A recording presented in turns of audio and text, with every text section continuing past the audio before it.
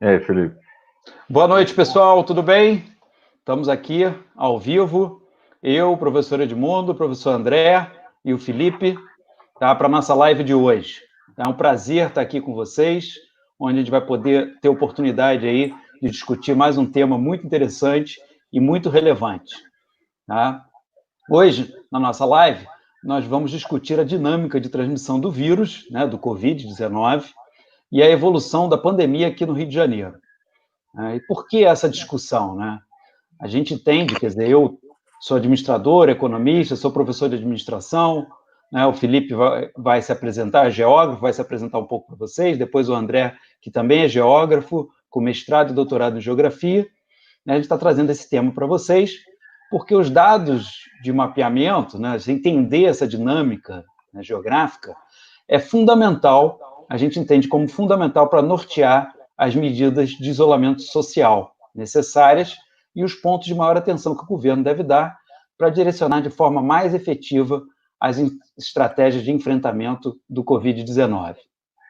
Infelizmente, a discussão hoje virou meio como uma torcida, né, de time de futebol. E pelo isolamento ou não isolamento, e não por uma discussão sensata em cima de fatos e dados. Tá? Então, a gente vai trazer, né, essa situação é completamente nova para todos nós, mas a gente vai estar trazendo algumas informações relevantes para ajudar a gente a montar o nosso ponto de vista no entendimento dessa situação. Tá legal? Aí, boa noite, André, boa noite, Felipe, por Boa favor. Noite. Boa noite. André, se apresenta aí, depois o Felipe, para a gente começar.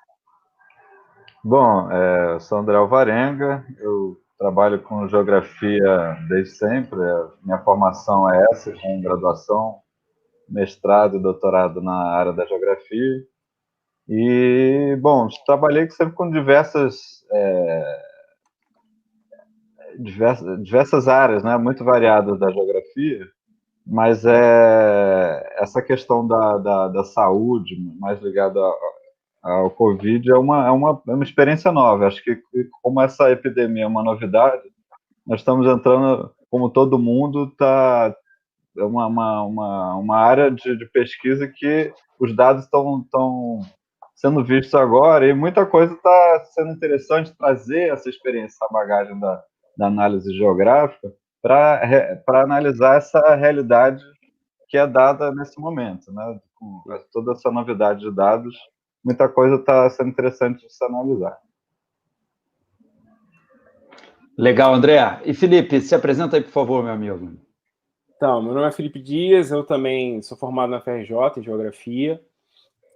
Logo depois da formação, eu quis ser empresário, empreendedor, e tenho trabalhado nos últimos 4 anos com análise de dados, sobretudo estatísticos e geográficos, né? Então, a gente pega esses dados, geralmente a maioria deles são públicos, e a gente manipula os dados e apresenta para um tomador de decisão, seja um presidente de uma empresa, seja um vereador, um deputado, um postulante, a analisar esses dados e tomar a melhor medida que a estratégia ali couber no momento.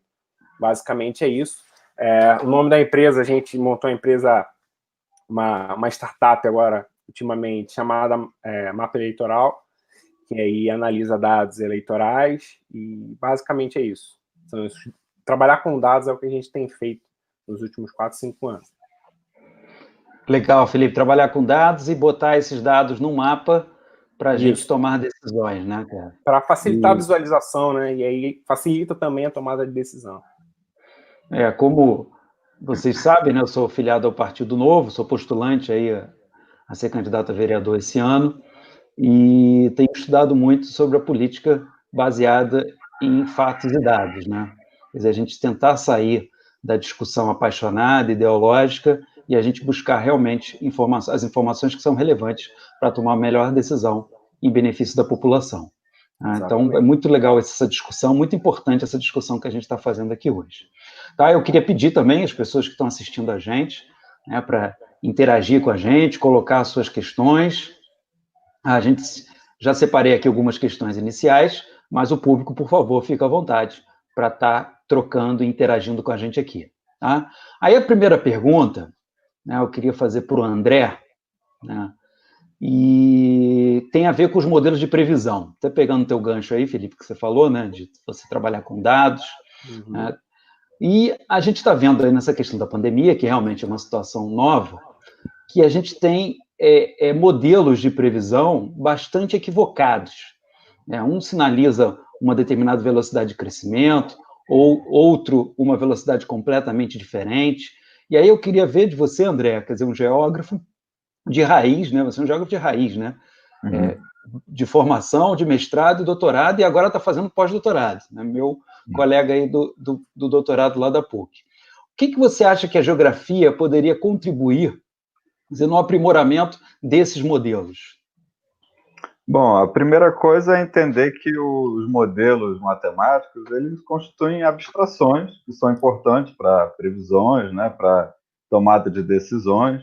No entanto, eles carecem de uma base mais empírica da realidade. E quando a gente está falando de algo que acontece no espaço, né, uma doença, né, como o Covid, que é espraiada, é difundida por contato humano no espaço geográfico, a gente precisa entender as realidades territoriais que se diferenciam, né, para entender como é que isso vai se aplicar em cada lugar.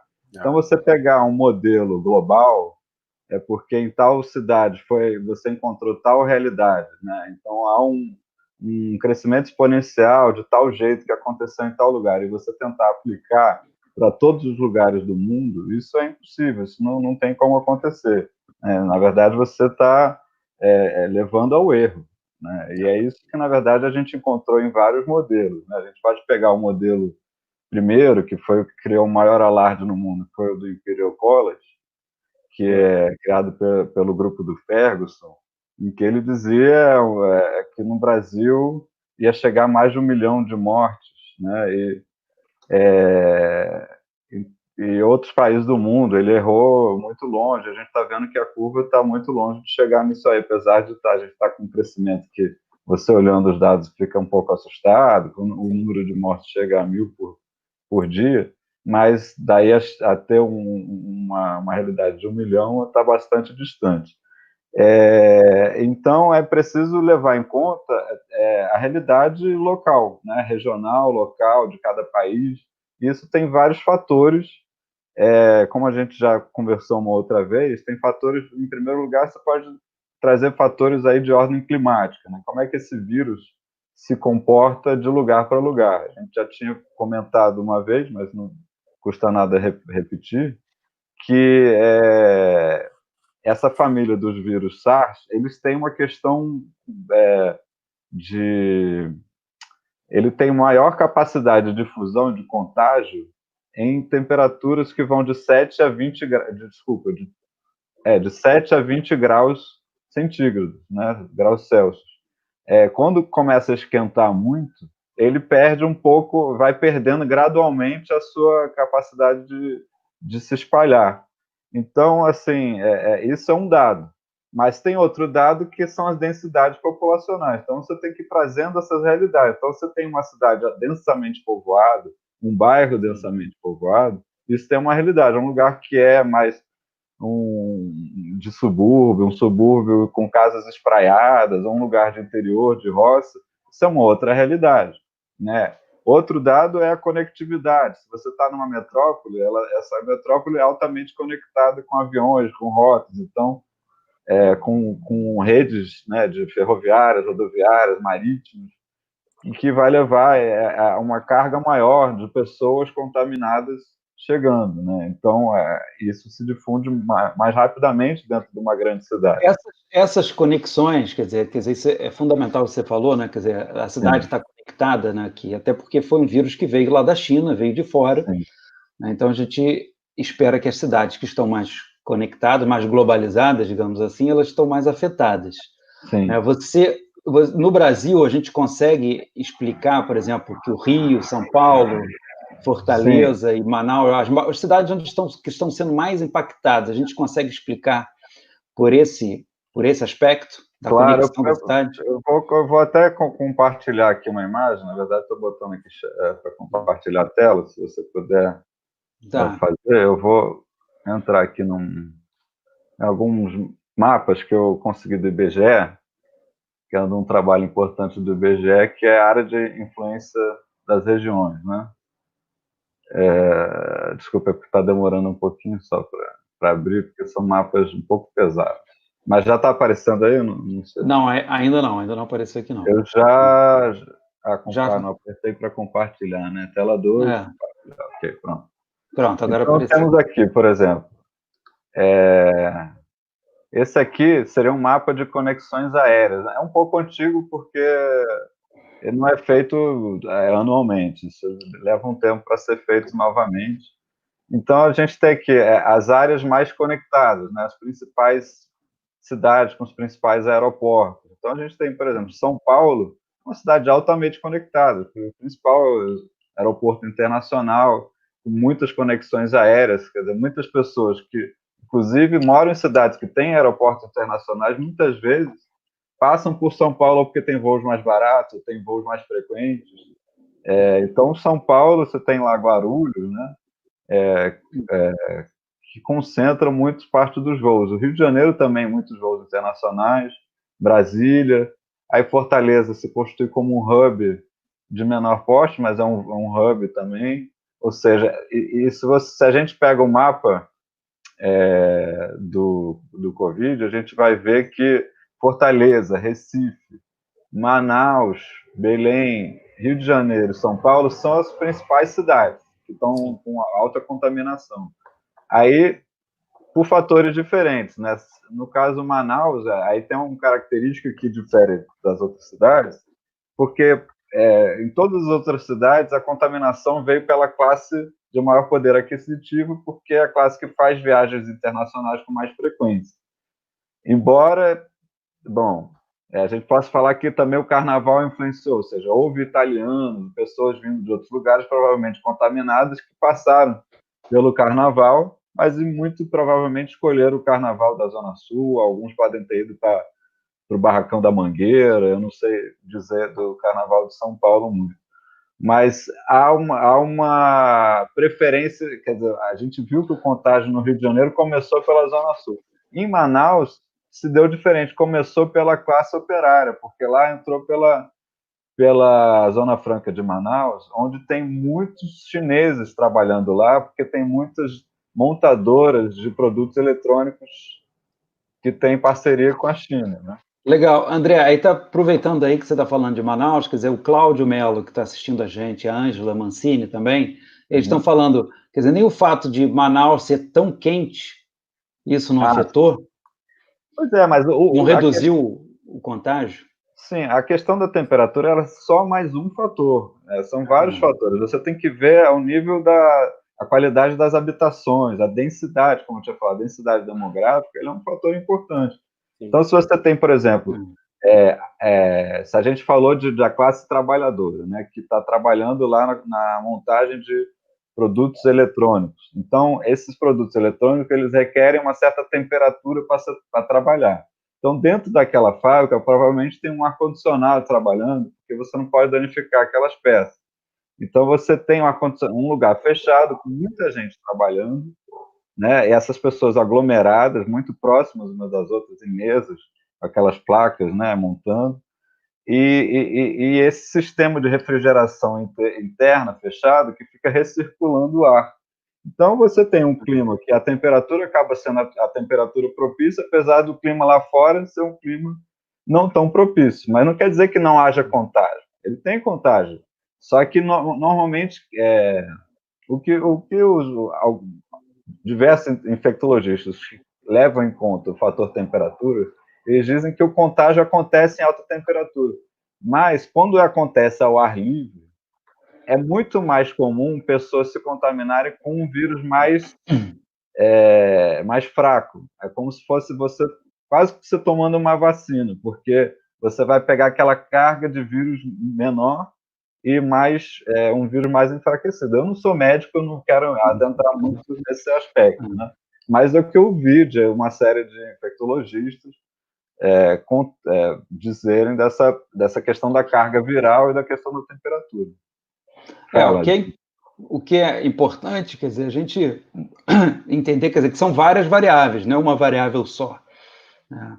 E elas, e dependendo das variáveis que impactam esse determinado local, você vai tomar decisões diferentes. Sim. E não dá mais num país do tamanho do Brasil, né? Sim. Uma coisa interessante, quando eu estava lendo sobre essa questão da temperatura, falava sobre temperatura e umidade. Então, parece que para o contágio pelo ar, o ar frio e seco, ele é o mais propício, ou seja, o ar que é o clima de Wuhan, o clima de Nova York, o clima da Itália, na época que teve o principal contágio. Ele é um ar muito propício. Mas também o ar de ar-condicionado, esse ar interior de ambiente refrigerado. Mas também dizia lá que o contágio em áreas, em superfícies lisas, tipo metal, plástico, ela aumenta quando é uma superfície úmida, ou seja, ao contrário do ar. O ar, porque quando o ar é seco, aquela umidade do vapor que sai da boca da pessoa, ela vai mais longe.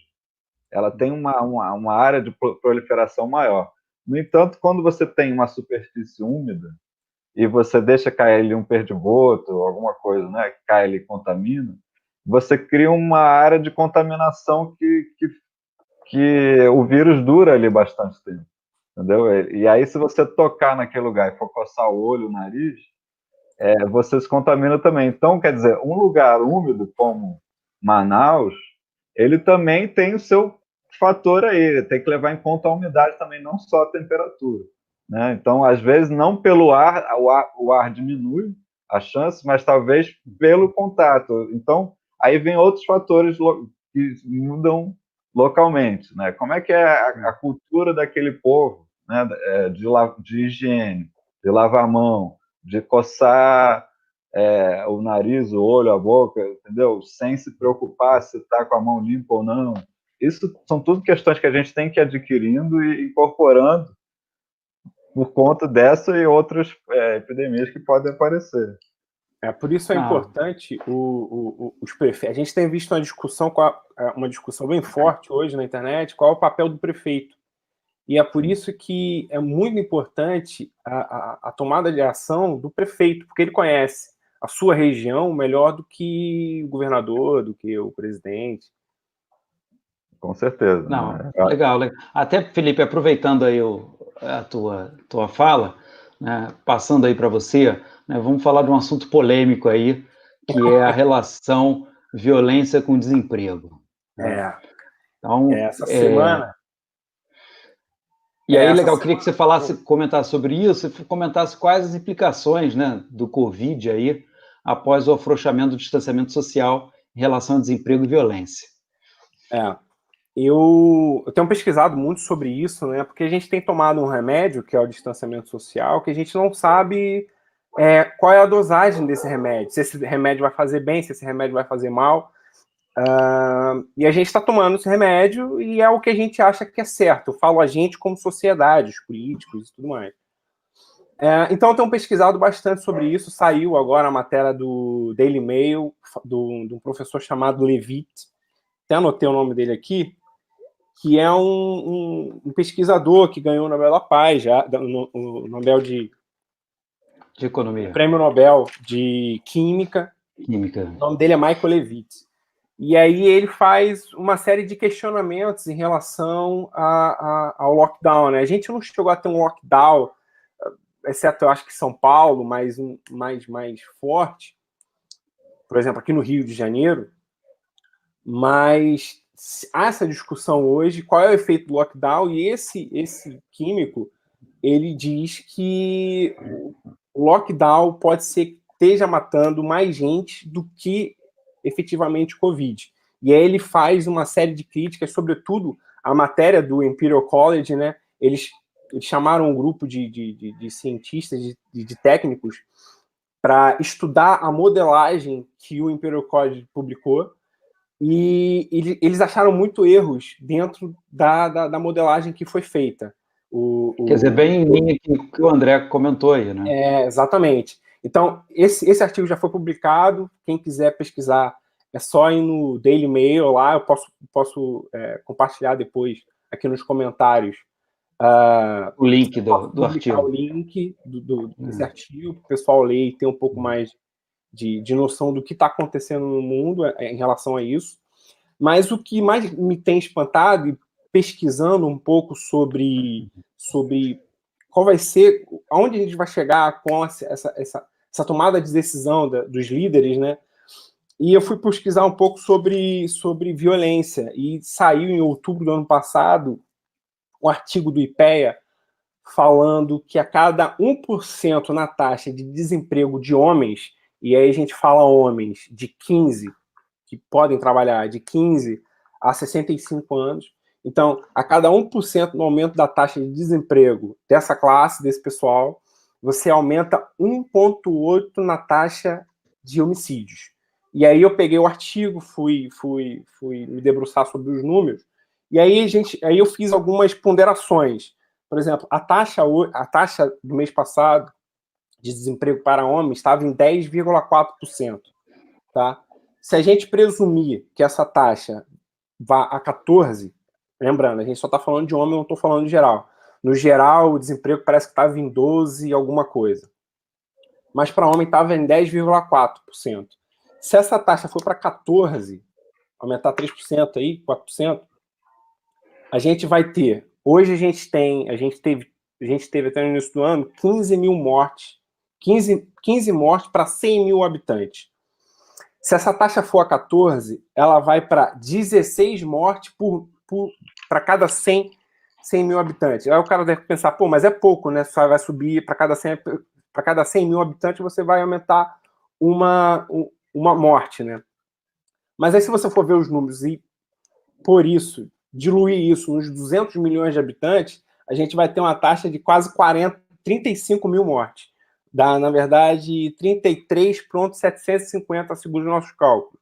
Claro que isso aí pode variar um pouco, mas a gente tem esse dado em relação ao país. Então, a gente pode pressupor que, por homicídio decorrente do desemprego, a gente pode chegar a quase 35 mil mortes por decorrência do homicídio. E aí me deixa uma pergunta.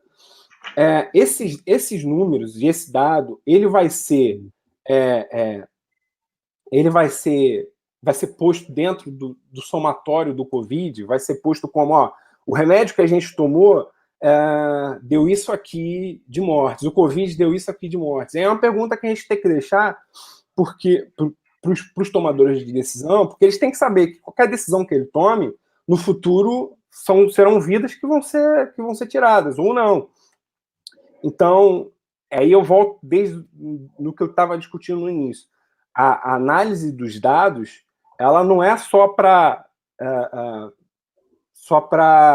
ver como a coisa vai se dar no ambiente que a gente está, se a gente vai viver melhor hoje, mas se a gente vai viver melhor no futuro também. Se o que a gente está tomando hoje como decisão, se o prefeito ou o vereador, se o que ele está votando hoje lá na Câmara pode ser bom para hoje, legal, mas isso também tem que ser para 5, 10 anos, quando ele não tiver mais no poder.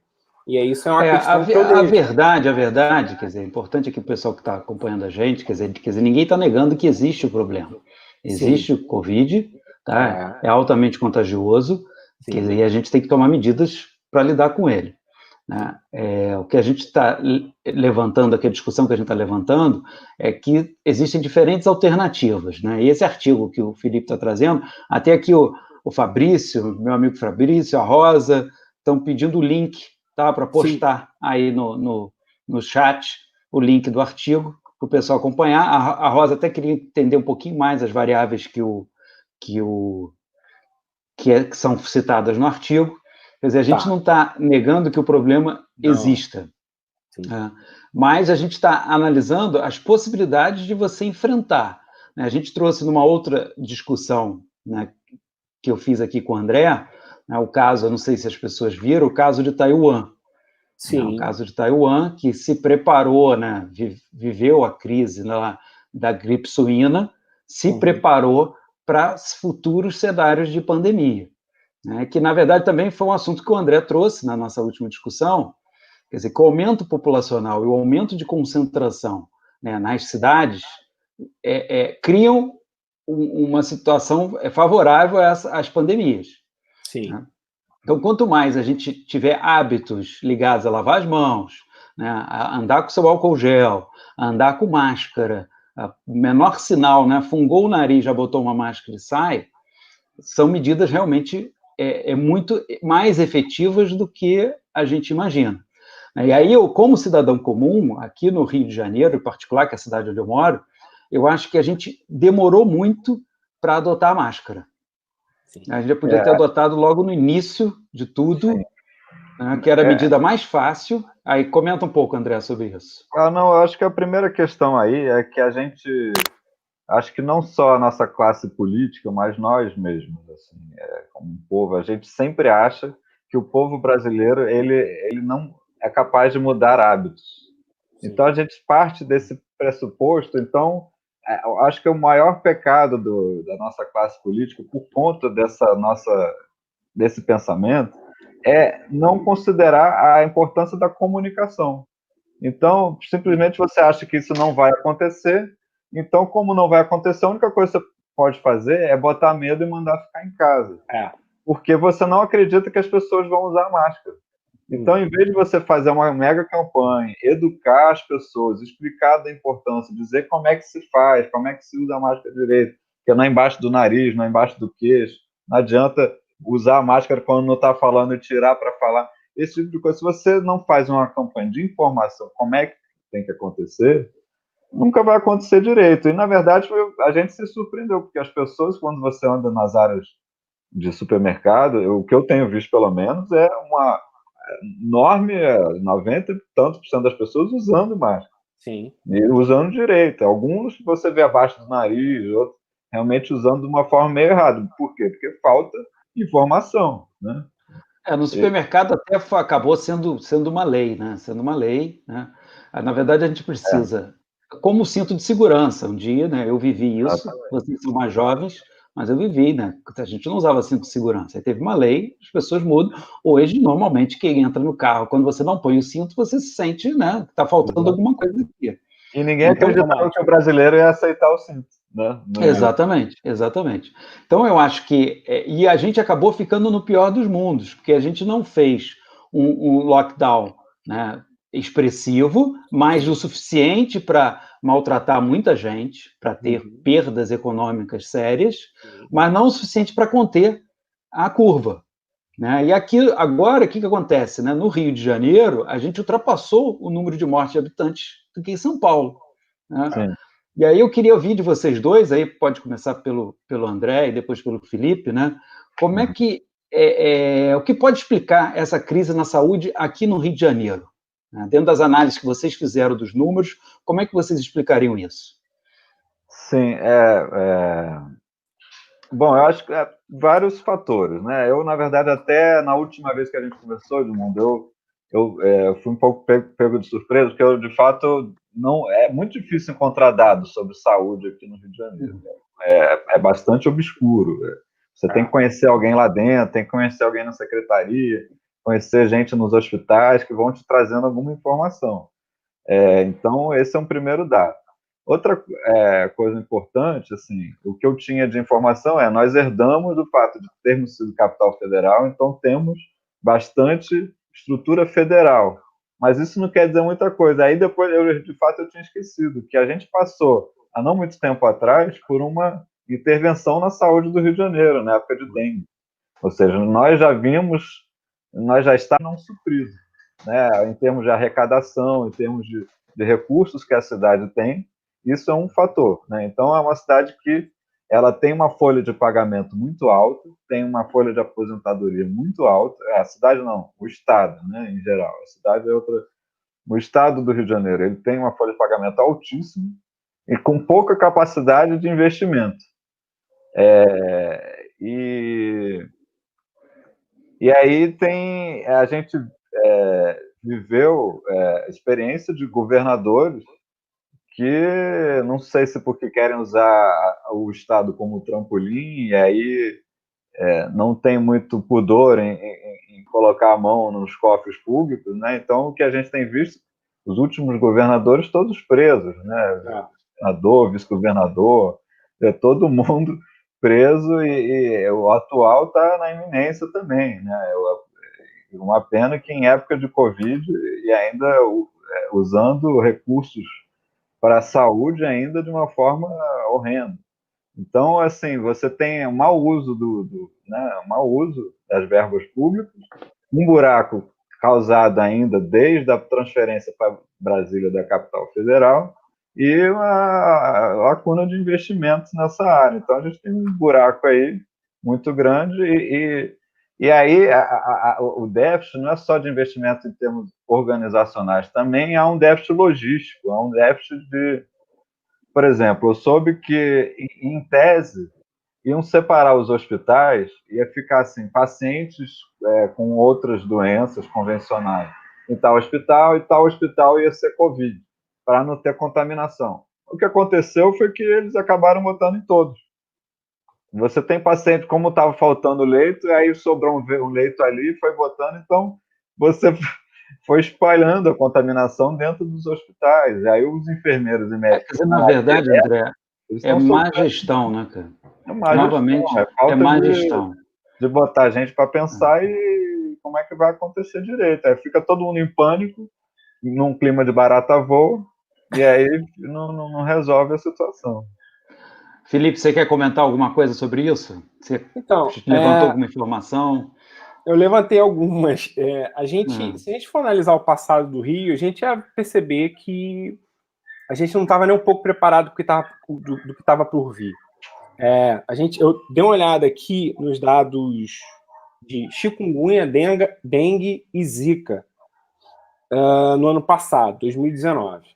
E na 22ª semana, nós tínhamos no Rio de Janeiro já 40 mil casos de dengue, chikungunya e zika somados. Ou seja, a 22ª semana começou hoje.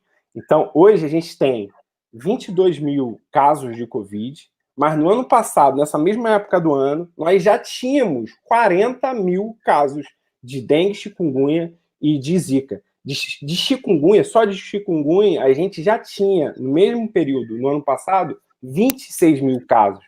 Então, a gente vê que a gente já está há um bom tempo numa pegada de problema na saúde e a gente não tem conseguido resolver.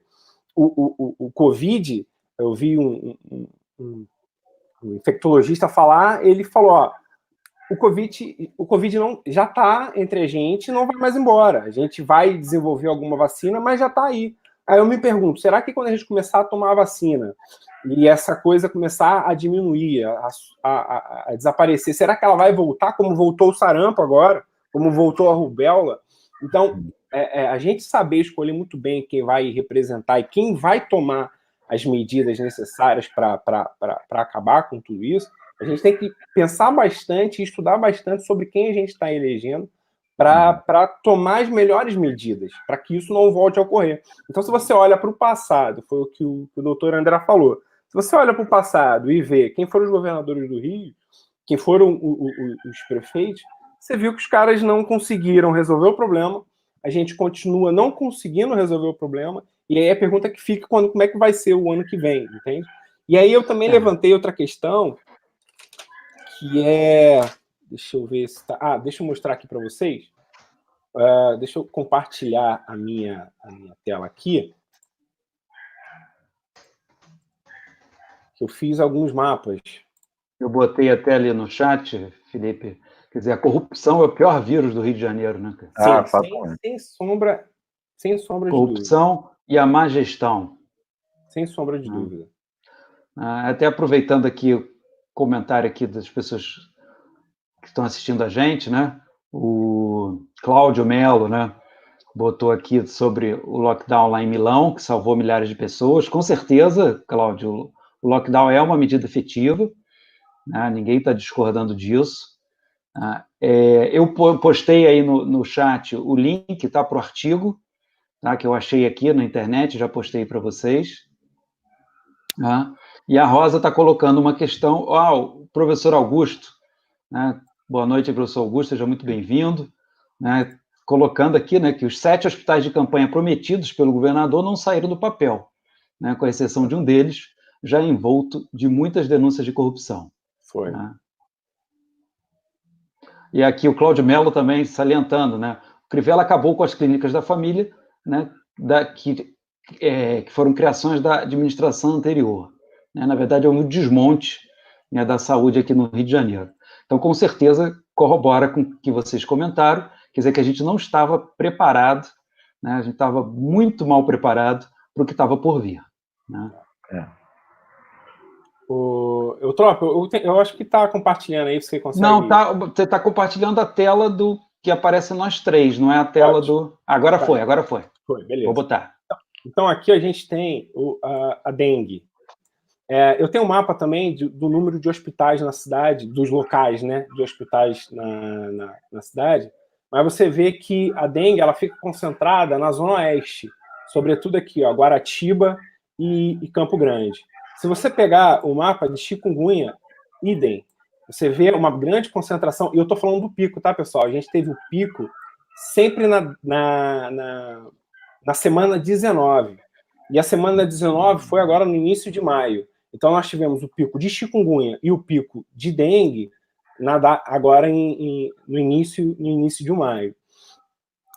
E aí a gente tem o Covid, o coronavírus. Eu tenho aqui uma animaçãozinha que ele vai passando, março e até abril, eu tenho que renovar esses dados aqui até, que ele vai mostrando que o acúmulo está sempre corroborando o que falou o doutor André. Ele está na Zona Sul, por causa da dinâmica das pessoas que moram nessa região, que tem um DH mais elevado, consegue se locomover pelo espaço com mais facilidade, por ter recursos. Então, você tem o acúmulo na Zona Sul e depois na Barra da Tijuca e Recreio. Mas é interessante que a Zona Oeste ela também não fica de fora, uma vez que as pessoas que moram na Zona Oeste, muito provavelmente, grande parte delas, trabalha tanto na Zona Sul do Rio de Janeiro, como na Zona Sul da Zona Oeste, vamos dizer assim, né? Então, você consegue perceber uma semelhança entre o chikungunya e... Deixa eu voltar aqui.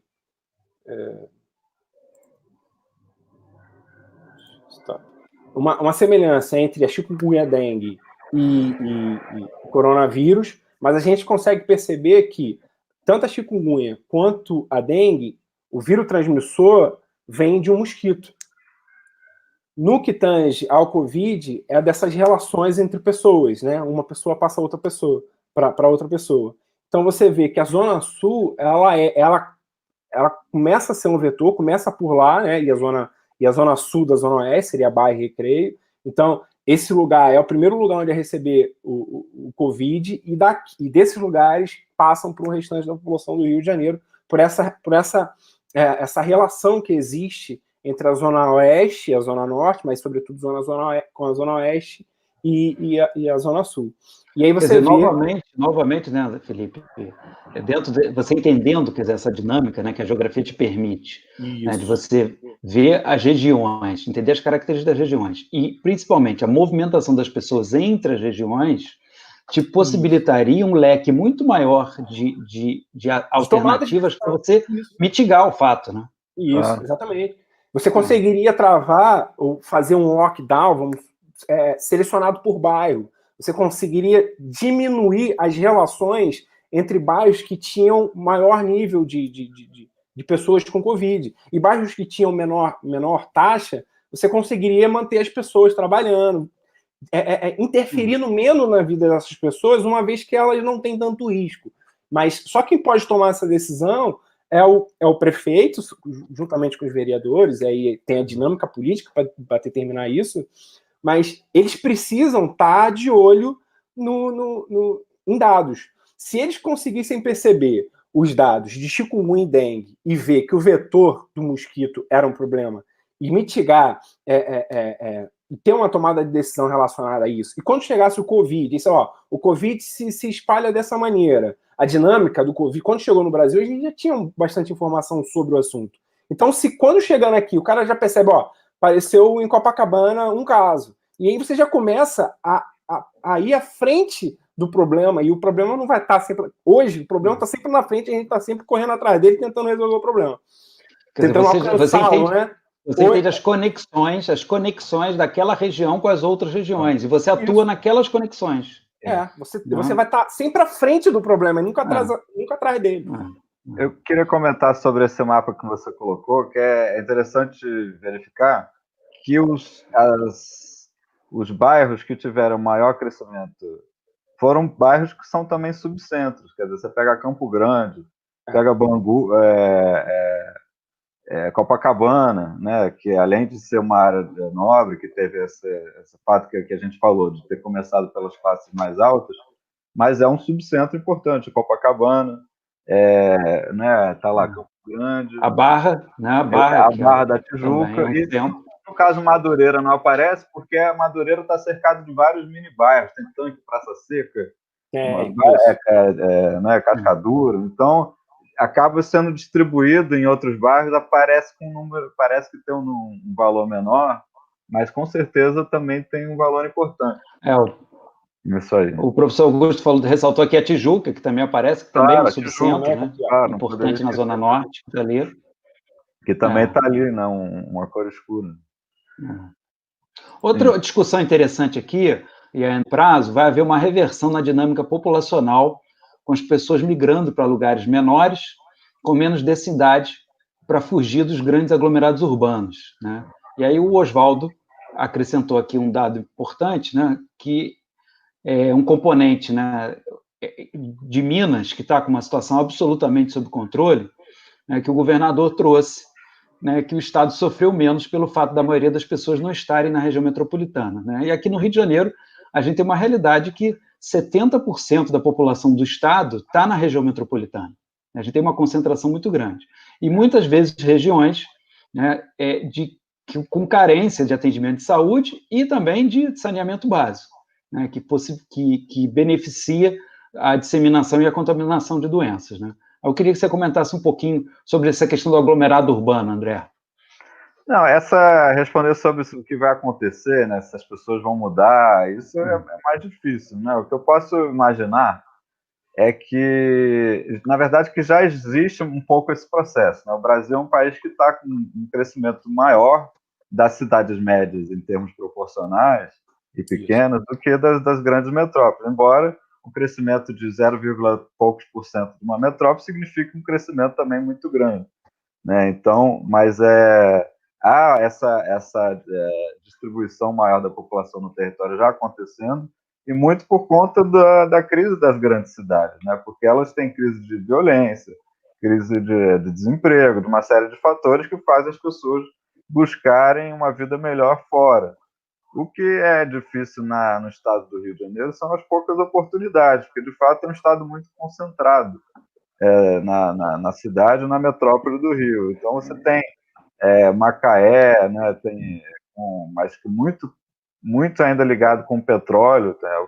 Oferece ainda poucas oportunidades fora da área do petróleo. Quando você tem uma crise aí ligada à produção do petróleo, ela fica, né, como a gente viu isso, uma cidade estava crescendo para caramba, de repente um monte de gente teve que sair de lá porque não teve as oportunidades que tinham, deixaram de existir.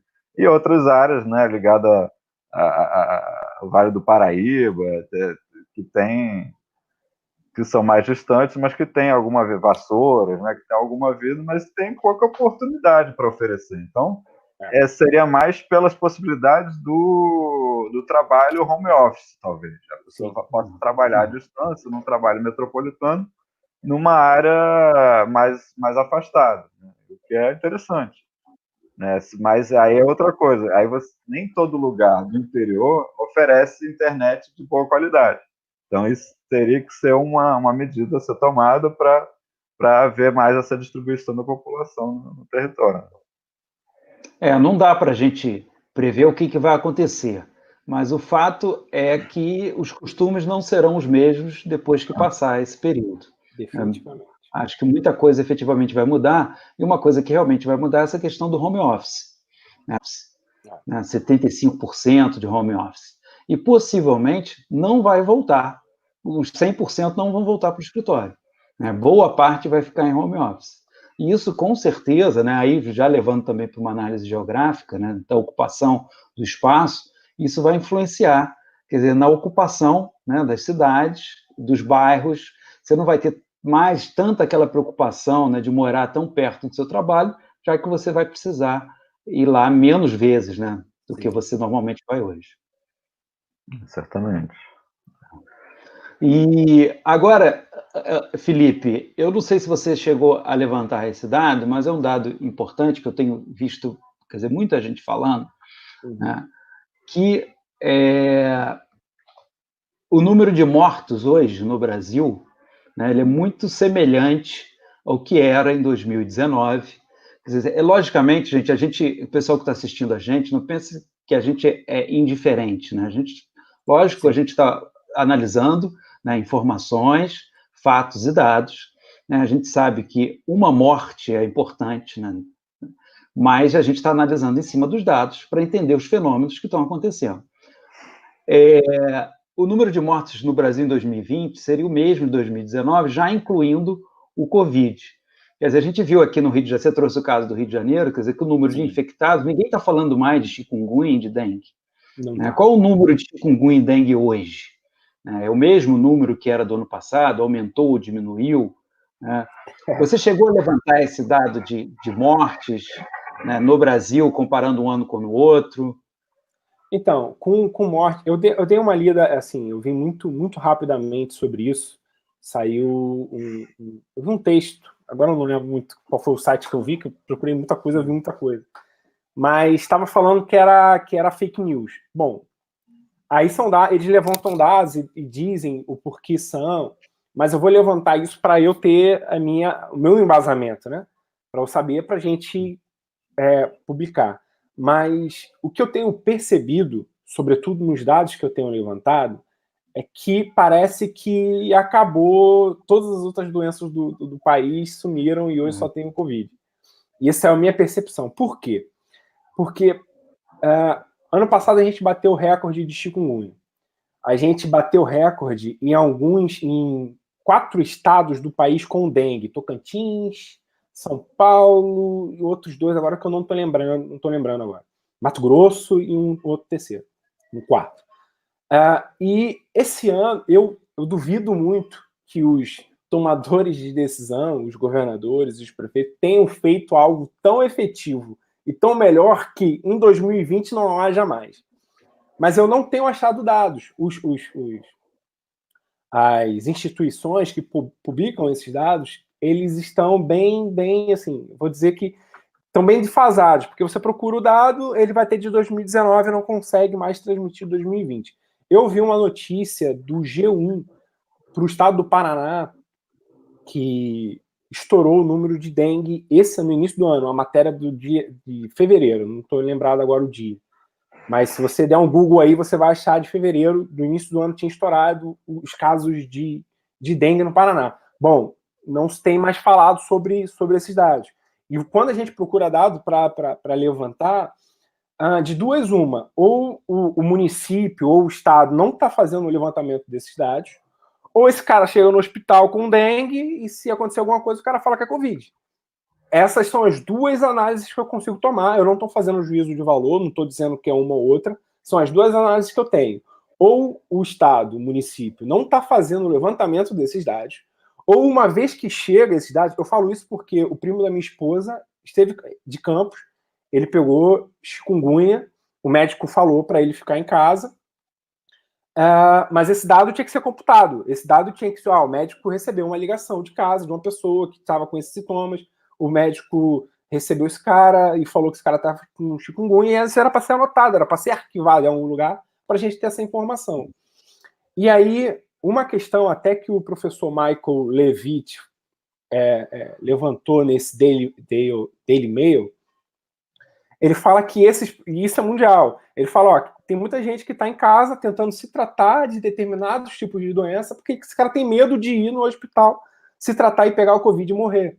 Então, veja a que ponto nós chegamos, a ponto de você não ter as informações adequadas para você tomar uma decisão, a partir do momento ou que o governo não quer fazer o levantamento delas, ou uma vez que elas chegam, elas são mal computadas.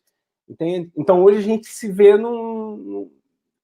assim, sem sem saída, porque todos os dados que chegam, eles chegam com algum tipo de... Ou não chega dado algum, ou se chega, a gente não dá para ser tão confiável.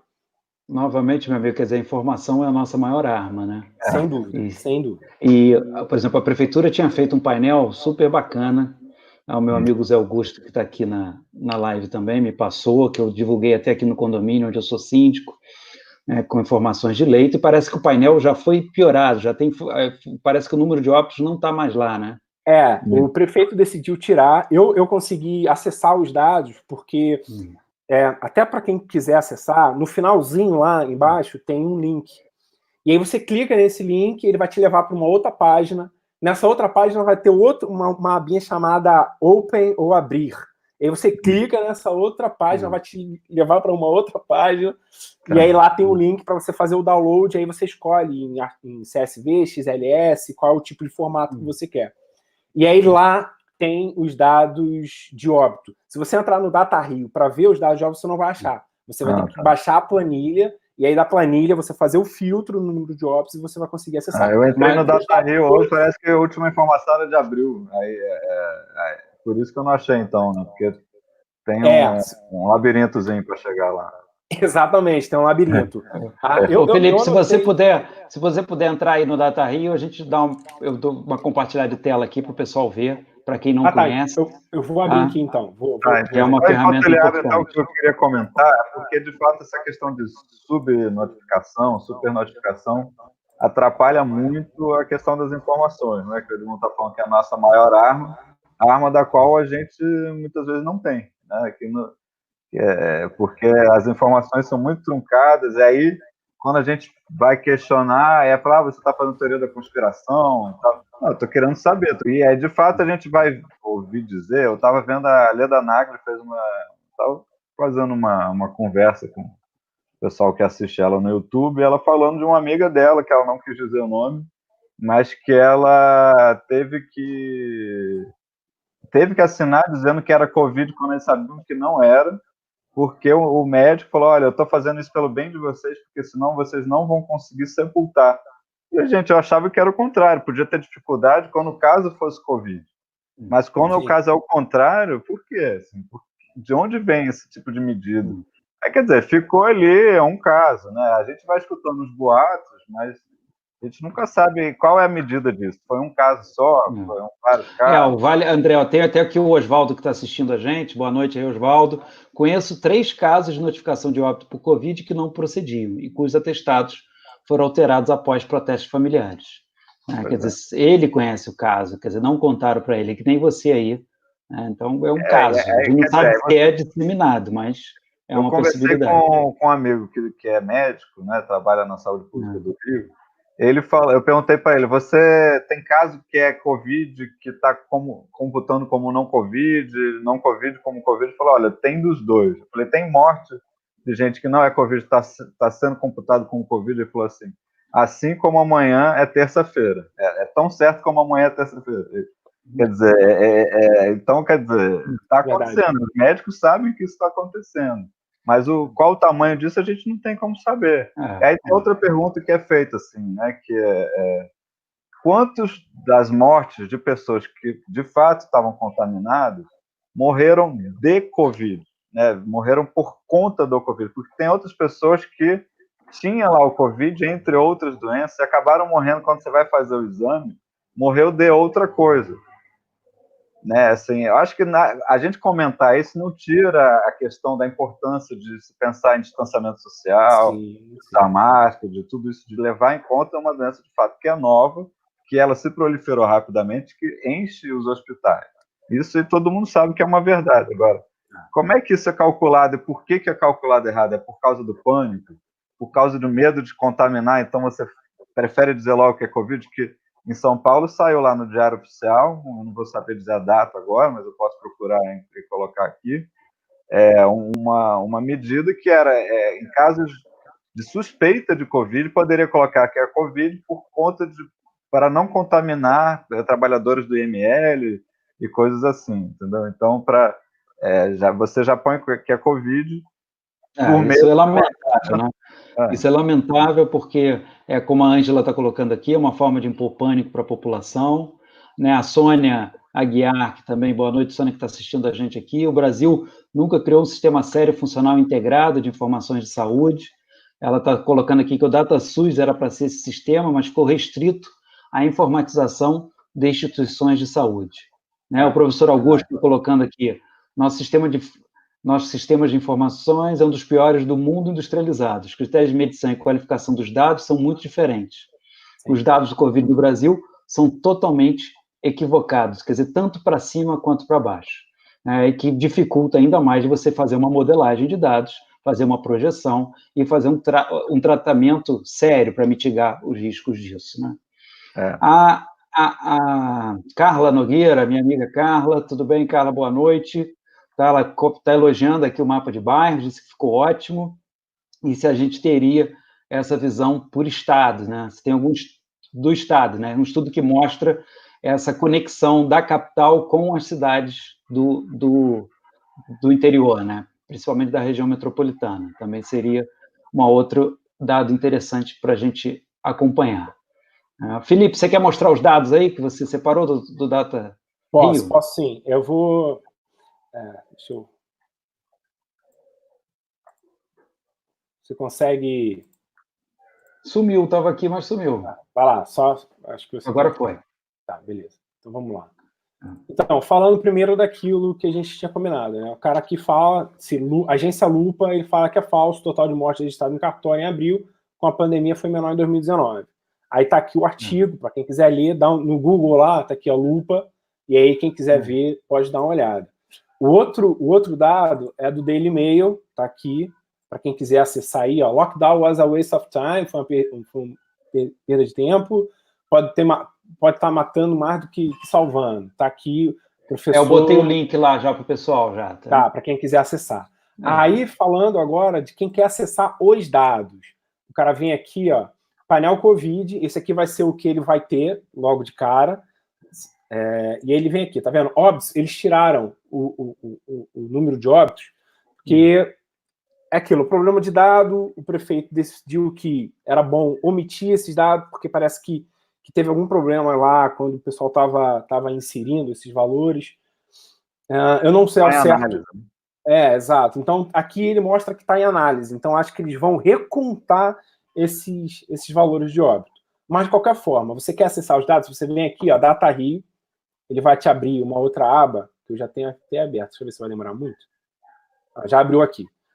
Aí ele vai estar aqui, ó. Vai ter uma outra abinha aqui, tá vendo? Aberto, aqui embaixo. Tá vendo aqui? Você vai clicar novamente. Quando você clicar novamente, ele vai te dar um link. Ele vai falar, ó, download em CSV. Antes, ele te levava para outra página para você escolher o tipo de arquivo. Agora, ele só está te dando um tipo CSV. E aí você leva para o Excel. Aqui eu uso o MacBook, e aí eu tenho Numbers, mas eu também uso o Excel aqui. Mas você consegue converter isso para você trabalhar no Excel e ter as análises. Aqui, ó, já tenho ele aberto. E aí eu fiz um filtro, por exemplo, em óbito. Você está vendo que eles escrevem até errado e tal. Mas esse é problema de... Isso aqui eu reconheço porque está assim. Mas você vê aqui o número de óbitos, você consegue selecionar por sexo, a data que foi a notificação, o início dos sintomas, o bairro que ocorreu. Esse bairro está relacionado à residência do paciente, tá? O cara pode ter... o cara mora na Barra, mas ele foi diagnosticado em Copacabana. Esse dado é relacionado aonde o paciente mora, tá? E aí tem todos, e aí você tem aqui a evolução, tá? Tem a data de atualização, e aí você pode vir e ver que o dado começa... Deixa eu fazer aqui uma... Se não me engano, em fevereiro. Não está conseguindo fazer. Daqui a pouco eu vou dar uma olhada aqui para fazer, mas ele começa em fevereiro e vai vai a maio agora. E aí você consegue quer dizer, dar uma... É importante o pessoal saber, né? Tem essa fonte de informação. Conseguiu? Consegui, aqui, ó. Início, 13 de fevereiro, 13 de março, que é esse dado aqui, esse já é novo, eu tenho dados mais antigos. Eu comecei a fazer o download desses dados há um tempo já, desde no início de março. Então, eu tenho dados até mais antigos que esse, menos atualizados que esse. E ele vai até aqui o dia 18, se não me falha a memória. Ah, dia 21, tá vendo? Até o dia, a gente está no dia 25, os dados vão até o dia 21. Então, o cara consegue aqui, quem estiver nos ouvindo aí, quiser acessar o dado, é bastante dado, dá para o cara ter uma noção muito boa do bairro dele, como é que tá. O cara seleciona aqui, eu sou de Pilares. O cara faz aqui um filtro e seleciona os dados que são de Pilares, aí ele consegue ver quando começou os sintomas lá, quando começou a ter o Covid lá, e até o dia de hoje ele vê o número de mortes, ele vê o número de mortes, o número de pessoas que está atualmente com Covid. Por exemplo, aqui eu tenho o número de recuperados com Covid, baseado naqueles dados, naquela planilha, eu consigo retirar essas informações. Então, eu tenho recuperados por Covid, por cada bairro, óbitos por cada bairro, Covid ativo, ou seja, você diminui o número de óbitos e diminui o número de pessoas recuperadas. E aí você consegue ter aqui... Dentro dessa linha, Felipe, quer dizer, a gente já passamos aí de 1 hora, né, para a gente já ir para as considerações finais. Eu gostaria que você falasse da evolução dos ativos aqui no Rio de Janeiro. Você consegue ter esse dado? Se está evoluindo? Como é que está a posição dos ativos? Então, a gente viu, eu vi uma diminuição, eu vou até falar aqui, para o dia 19, para o dia 19 desse mês, a gente teve uma variação de 2.500 casos, ou seja, de um dia, do dia Só 24... explica para o pessoal o que é o ativo, né?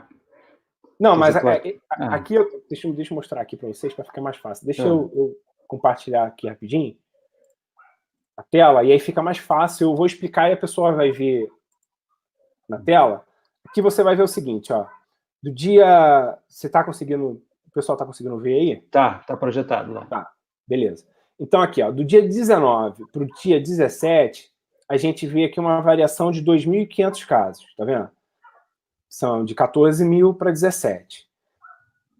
De ontem, do dia 24, para hoje, a gente vê uma variação de 691 casos. Ou seja, essa curva, ela já teve uma ascensão mais forte, se vocês conseguem perceber aqui, e dos últimos 3 ou 4 dias, eu tô percebendo que está diminuindo. Não sei se vocês conseguem perceber isso também, ia fazer uma subida. Aqui no início de maio, ela pega uma curva mais ascendente, mais agressiva, e aí ela começa a dar uma segurada novamente. Você está vendo aqui? Então, a gente tem do dia 19 para o dia 20, 2.500 pessoas a mais que tiveram caso. Tá? De 14 foi para 17. E hoje a gente só tem um pouco menos de 700 pessoas. Então, eu acredito que essa curva que a gente tanto espera que chegue... Finalmente está atenuando. Pode ser que ela esteja chegando. E, novamente, eu sempre faço análise em cima do Rio de Janeiro. Todas as análises que eu tenho pesquisado, tudo que eu tenho visto... Até o Oswaldo está perguntando aqui se teria essas informações de Niterói. Se teria essas informações de Niterói ou não? Então, eu não tenho essas informações de Niterói. Aí você tem que pesquisar, tem que ir junto à prefeitura, no site da prefeitura, ver os órgãos da prefeitura que computam esses dados e aí tentar entrar em contato para conseguir esses dados. Eu tenho informação geral, né? Que pelo estado do Rio, da cidade de Niterói, dá para ver a evolução. Mas não sei se interessaria.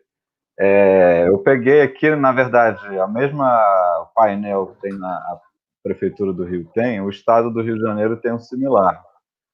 Eu não cheguei a ver, de fato, eu não consegui achar os dados do Rio de Janeiro que o Felipe está dizendo que conseguiu encontrar. Né? Para mim foi muito um labirinto difícil de percorrer e eu acabei não indo até o final. Mas no estado do Rio, assim como o do Ministério da Saúde, são mais fáceis de você baixar. E aí, pelo fato do Rio de Janeiro ter tirado os dados, eles também tiraram os dados do Rio de Janeiro no estado. Então eu fiz, não sei se vale aí você compartilhar, minha tela já está aí. Vale. Que na verdade esse aqui é um gráfico somado de tudo que é município do Rio. Tá? Aqui, todos os municípios menos o município do Rio de Janeiro. Sim. Tá? Então você tem, na verdade, uma maçaroca de municípios, mas dá para ter uma noção da curva do estado. Agora, o que é difícil dizer que por aqui está mostrando uma queda, não quer dizer que está caindo, necessariamente. Por quê?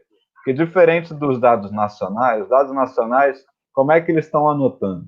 Eles estão fazendo cálculo por data de notificação. Então, assim, tem uma série de pessoas que morreram de Covid, e aí está lá para fazer pesquisa de se morreu mesmo.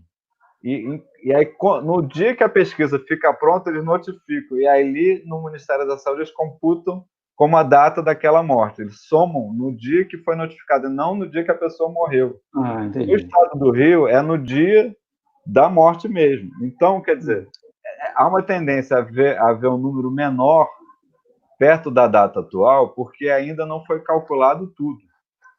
Eles ainda estão calculando esses últimos que estão atrasados.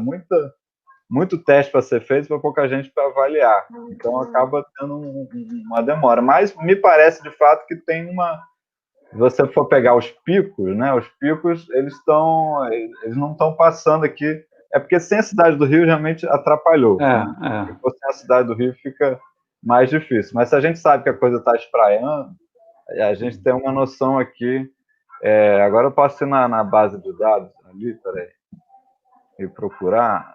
Por exemplo, a cidade, se bem que eu não vou conseguir ver pela data, né? Quer dizer, não, aqui vai ficar difícil, eu terei que isolar. Deixa eu fazer aqui, vou ir lá rapidinho. Aqui, e vou isolar. Aí eu tenho que selecionar tudo e botar só Niterói, que ele estava querendo saber. Então aqui, ó, Niterói. Vai do 1, quer dizer, o Niterói está com um número muito baixo, né, na verdade. Eles não dá nem para identificar uma tendência aí. Não dá para ver nem tendência. Vão e volta, então, vai sorte volta. sua, amigo Oswaldo, né, que Niterói está tranquilo, meu amigo. Bom, vamos lá, já temos 1h07, aí queria agora, Felipe, suas considerações finais, depois o André, para eu fechar a live de hoje, discussão excelente. E quem está assistindo a gente, ainda não se inscreveu no canal, por favor, só clicar aí embaixo e acompanhar a gente. Tá? A gente está toda segunda e quarta trazendo conteúdos de qualidade aqui para vocês. Tá legal? Vamos lá, Felipe. Então, eu queria agradecer a oportunidade aqui de mostrar os dados, o trabalho da gente que a gente tem desenvolvido. Mas a minha consideração assim, primordial assim, a preocupação que eu tenho hoje em relação aos dados que a gente tem levantado, ao que a ciência tem produzido. Eu vi que a sociedade em geral, e eu digo assim, a sociedade mundial, a gente pegou um paper de um cara do Imperial College, achou que aquilo seria verdade, entramos o mundo inteiro em pânico e não confrontamos, porque a ciência sempre chama a gente a confrontar o que é proposto. O cientista propõe alguma coisa e a gente tem que estar sempre ali trabalhando em cima daquela proposição, tentando ver se aquilo está certo ou se está errado. A minha preocupação hoje é ver que tem determinados... a sociedade em geral tem selecionado determinados cientistas e tem confiado a cegas nesses caras. E não levantado outras questões em cima do que tem sido produzido. E aí a gente tem visto que você tem hoje o Neil Ferguson produzindo um artigo que o mundo inteiro aceitou, a gente teve decisões sobre o espaço em N lugares no globo que leram aquele artigo, acreditaram e vamos pegar isso e vamos definir isso como correto. E não chamado, sobretudo, os cientistas locais, os caras que estão produzindo conteúdo dentro daquele espaço urbano. E aquele cientista dentro daquele espaço urbano, definitivamente ele vai conhecer mais o seu local do que um cara lá na Inglaterra, entendeu? Conseguiria definir. E a minha preocupação, sobretudo, é que isso pode... as pessoas podem perder, e eu tenho visto isso, sobretudo nas redes sociais, as pessoas têm perdido um pouco, não a fé, porque a ciência não carece de fé, mas as pessoas têm perdido um pouco da confiança que elas deveriam ter na ciência, na produção de conhecimento. E isso é algo que me preocupa bastante. Mas, lembrando, foi o que eu falei, a ciência ela não carece de fé, mas ela carece de comprovações. Então, quando alguém vai produzir algum conhecimento, a gente tem que ter outros conhecimentos para rebater aquele conhecimento e ver qual daqueles ali é o mais correto. E o tomador de decisão, o prefeito, o governador, o que for, ele precisa saber pegar todo esse conhecimento que tem sido desenvolvido e selecionar ali, fazer juízo de valor, não adianta. Ele vai ter que fazer um juízo de valor e definir, ó, a gente vai seguir por esse rumo, porque eu acredito que seja o mais correto, e porque a gente tem dados suficientes, cientistas conversando sobre isso, sobretudo em disciplinas interdisciplinares, porque a gente não pode contar só com a saúde, a gente tem que ver economia, segurança, tem uma série de coisas, né? Essa questão do coronavírus, ela não é só de saúde, ela carece de um monte de outros, uma série de outros tipos de análise. Então, a minha preocupação hoje, a minha esperança é que as pessoas comecem a levantar e a produzir dados. Por exemplo, a gente precisa muito o novo prega muito a iniciativa privada, que as pessoas têm de fazer as coisas por si só, né, o self-made, e a gente precisa também participar disso, coletar os dados, vai lá no DataRio, não chegou. Eu mesmo mandei uma série de e-mails para o DataRio pedindo, vocês não estão publicando dado. Em fevereiro, acho que foi em março. Em março eu mandei, eles não estavam publicando, e eu queria os dados, porque eles lançaram o painel DataRio, mas não disponibilizou os dados para a gente. Eu fui lá e falei para eles liberarem, porque eu também queria ter esse acesso. Então a gente precisa, como sociedade, demandar isso dos cientistas, dos produtores de conteúdo, daqueles que estão coletando dados, para a gente ter o maior nível de informação possível para a gente conseguir tomar a nossa decisão. A melhor decisão, né, meu amigo? A melhor decisão é aquela que tem mais informação. Exatamente. E a ciência é feita de confrontação de ideias, né? Exatamente. Não tem ideia absoluta na ciência. Não tem. É da confrontação das ideias que você fortalece realmente uma tese. Perfeito. Obrigado, Felipe. André, suas considerações finais, por favor, meu amigo. Então, eu queria, na verdade, reforçar a fala do Felipe, que, de fato, a gente tem visto, eu nem sei se é por conta da ciência, mas acaba parecendo que né? É porque a gente vê os cientistas escolhidos a dedo por um grupo de canais de televisão e que parece que há uníssono na fala desses cientistas para ter contra uma posição específica, quando, na verdade, há diversas opiniões, né, a realidade não é simples, é muito complexa, esse vírus é novo, então não existe nada muito certo, e certas medidas são tidas como panaceias e certas outras são combatidas, né? Então, combates a tal da cloroquina, que eu não vou entrar nesse tema, não é um tema meu, eu não sou médico, mas a questão do isolamento social, né, é um tema que também... quais estudos foram feitos sobre isso? Né? A gente até, na verdade, a gente poderia ter tratado um pouquinho mais desse assunto, acho que até vou me estender um pouco na minha consideração final sobre essa questão, porque, de fato, assim, a primeira coisa a pensar é que, assim, o que cabe ao médico quanto ao isolamento social, no caso, ele entende do paciente, né? Ele pode receitar o isolamento do paciente que está doente para não contaminar. Agora, quando ele vai falar da sociedade como um todo, não dá para ser só o médico. Você não pode tirar ele do jogo, mas você tem que compor uma equipe que vai ter um sociólogo, um geógrafo, uma série de outros profissionais que vão entender do processo. Por exemplo, no início, se a gente for pegar o Brasil, que foi feito, né? Primeiro corta-se as conexões. O erro já começa por, assim, você tem a coisa se difundindo, a notícia de que a epidemia estava virando pandemia desde janeiro para fevereiro, e não foi feito um fechamento de aeroporto, porque esperou-se que a OMS declarasse pandemia. Mas a OMS só declara pandemia quando já está em todos os continentes, ou seja, você tem que tomar uma atitude antes.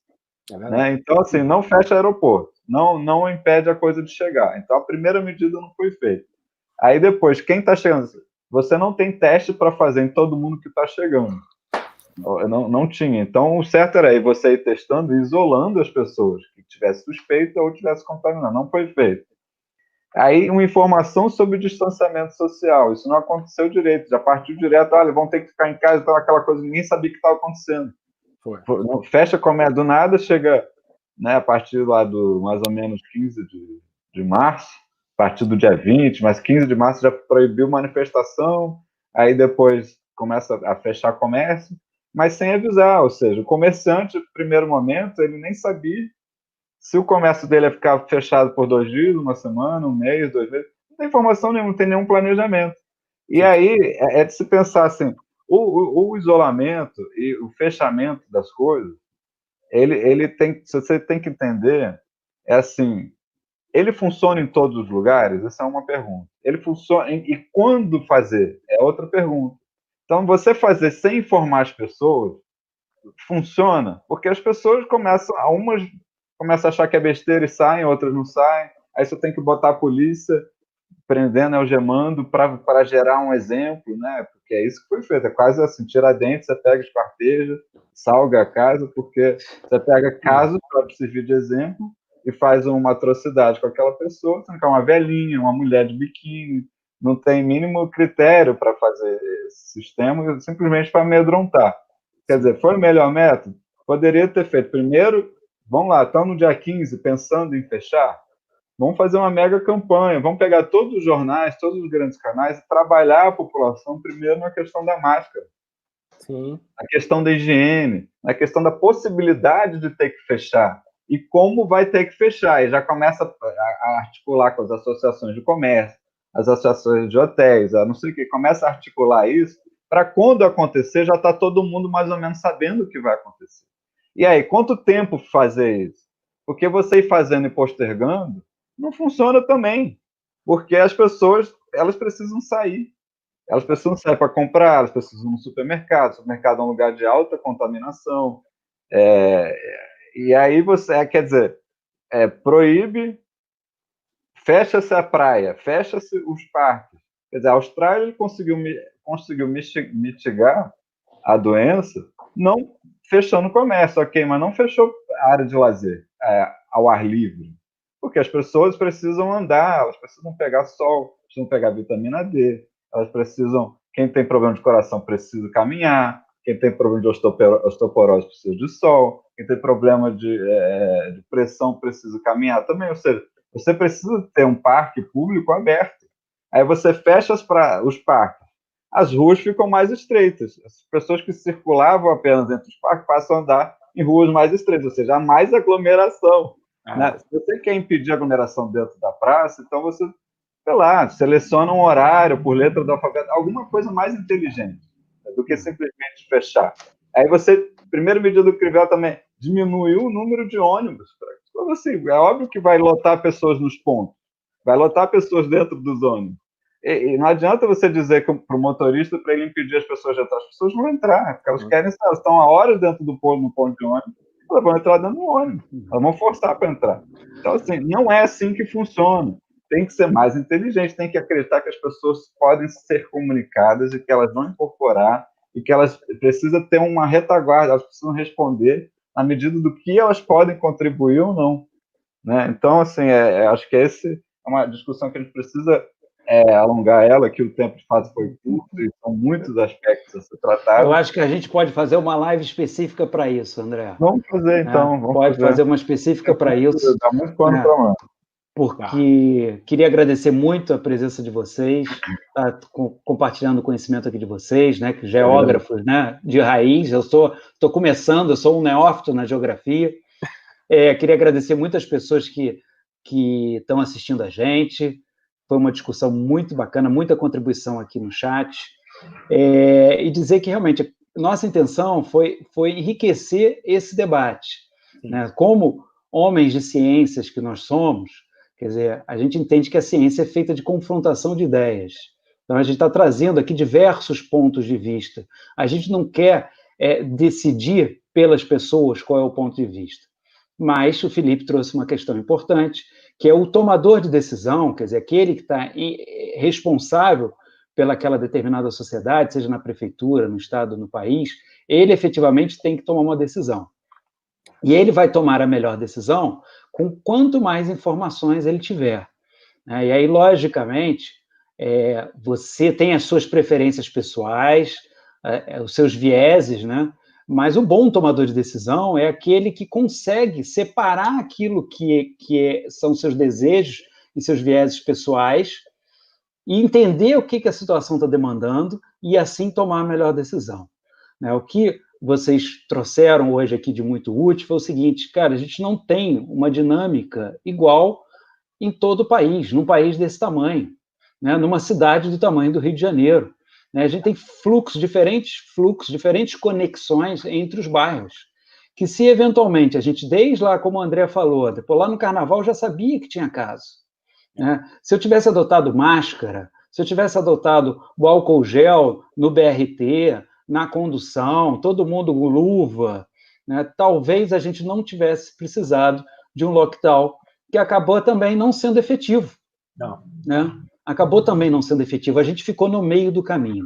Então, meus amigos, o que a gente quer é realmente trazer, levantar ideias, e como o André falou, né, levantar ideias para decisões mais inteligentes, e não a primeira decisão. Eu vou tomar isso aqui no desespero, mas sim bem pensado, bem refletido, né, realmente se preocupando com o interesse da população. Tá? Obrigado, meus amigos. Tá? Obrigado. Então, quem está assistindo a gente ainda não se inscreveu no canal, por favor, clica aí embaixo. Toda segunda e quarta a gente está aqui trazendo temas de interesse de vocês. Tá legal? Muito obrigado por terem ficado aqui. Um grande abraço para vocês e boa noite. Tá? Boa noite, André e Felipe. Fiquem aí, tá? Para a gente conversar mais um pouco. Eu vou encerrar aqui com o pessoal. Obrigado, gente. Boa noite para todos.